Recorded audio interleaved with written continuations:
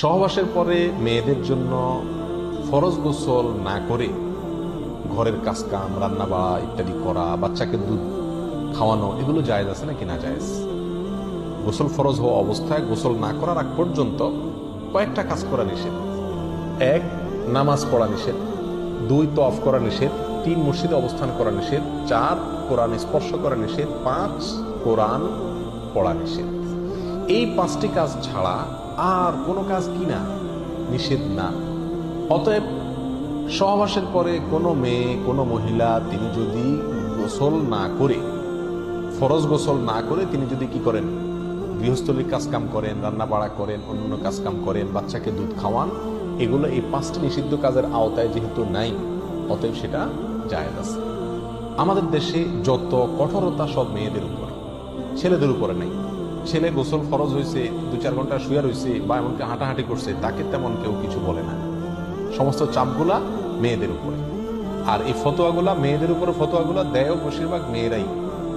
কথার কথা, ননদ আছে, শাশুড়ি আছে বা অন্য কেউ আছে বা জাল আছে, তো তারা খোঁচাইতে শুরু করে যে গোসল না করে বাচ্চাকে দুধ খাওয়াচ্ছে। কোনো বাচ্চা কাঁদতে কাঁদতে মরে যায় কিন্তু দুধ খাওয়ায় না, কেন? কারণ গোসল করেনি।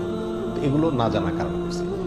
ফরজ গোসল না করে 5টি কাজ করা নিষেধ, এর বাইরে আর কোনো কাজ নিষিদ্ধ না। অতএব এমনকি আপনি রোজাও রাখতে পারেন, কি ফরজ গোসল না করে রাখতে পারেন বলতে সাহরি খেতে পারেন, সাহরি খেয়ে রোজা শুরু করতে পারেন। তাহলে আপনি বাচ্চাকে দুধ খাওয়াতে পারবেন না, কে বলেছে? বাসায় কাজ করতে পারবেন না, কে বলেছে? তবে হ্যাঁ, যদি আপনি ফরজ গোসল একটু দেরিতে করতে চান কোনো কারণে, তাহলে সেক্ষেত্রে অন্যান্য কাজ কামের সুবিধার জন্য উযু করে নেওয়া উত্তম।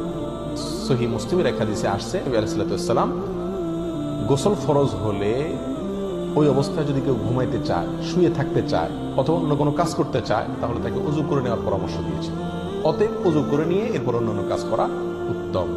এর বাইরে উযু ছাড়া যে সে কিছু করতে পারবে না, ব্যাপারটা এরকম না। একবার আবু হুরায়রা রাদিয়াল্লাহু তাআলা আনহু, তার সাথে নবী আলাইহিস সালামের দেখা হয়েছে কোনো এক রাস্তায়, এই অবস্থায় যে তার গোসল ফরজ হয়েছিল। তো আবু হুরায়রা রাদিয়াল্লাহু তাআলা রাসূলুল্লাহ সাল্লাল্লাহু আলাইহি ওয়াসাল্লামকে দেখে এড়াইয়া চলে গেছেন, একরকম পালাইয়া চলে যাওয়ার মতো, যায় তাড়াতাড়ি করে গোসল গোসল করে তারপরে আসলেন। নবী আলাইহিস সালাম জিজ্ঞাসা করলেন, আবু হুরায়রা তুমি কই গেছিলা, তোমার দেখলাম? বলে, ইয়া রাসূলুল্লাহ, আমার গোসল ফরজ হয়েছিল, তো আমি আপনার সঙ্গে বসবো, সময় দেব, ফরজ গোসল অবস্থায় আমার কাছে জিনিসটা অপছন্দ লাগলো, নাপাক অবস্থায় ভাবে থাক, আপনার সাথে সাক্ষাৎ করব। তখন নবী আলাইহিস সালাম বলেছেন, সুবহানাল্লাহ, মুমিন আবার নাপাক হয় নাকি? অর্থাৎ এটা তো একেবারে তোমার পুরো বডি নাপাক হয়ে গেছে, টাচ করলে আমি নাপাক হয়ে যাবো, ব্যাপারটা তো এরকম না, তুমি এটাকে এত কঠিনভাবে নিয়েছিল। তাহলে এই সব হাদিসগুলোকে সামনে রাখলে মোটামুটি পরিষ্কার হয়ে যায়। আমাদের আয়েশা রাদিয়াল্লাহু তাআলা আনহা থেকে এক হাদিসে আসছে, তাকে জিজ্ঞাসা করা হয়েছিল যে নবী আলাইহিস সালাম গোসল ফরজ হলে তিনি ঘুমাতেন কিনা, তিনি বলেছেন হ্যাঁ ঘুমাতেন। কোনো কোনো বর্ণনা আসছে উযু করা ছাড়াও ঘুমাতেন। তাহলে বোঝা গেল উযু করে নিয়ে ঘুমানো, উযু করে নিয়ে কাজ কাম করা উত্তম, কিন্তু আপনি যদি নাও করেন তাতে কি হবে না, কোনো গুনাহ এতে হবে না। আল্লাহ পাক।